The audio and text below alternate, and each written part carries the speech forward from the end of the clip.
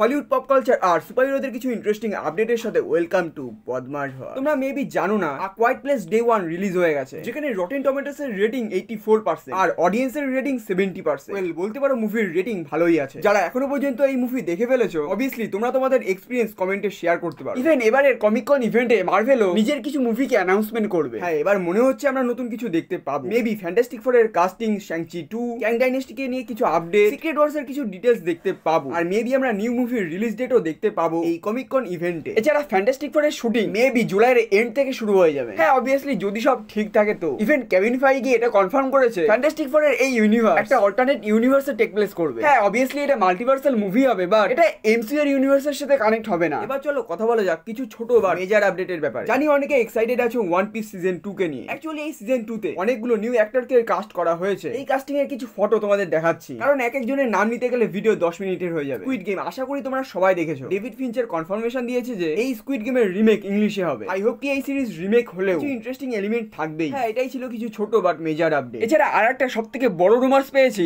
Venom 3 কে নিয়ে, যেখানে main villain হবে নাল। এইগুলো সবকিছুই রুমার্স, কোনো কিছুই অফিসিয়াল না, তাই বেশি ভাবতে হবে না। এছাড়া ডিসি ইউনিভার্সের থেকে একটা বড় সিরিজের অ্যানাউন্সমেন্ট হয়েছে। মেবি আমরা ল্যান্টার্নস এর কোনো সিরিজ দেখতে পাবো।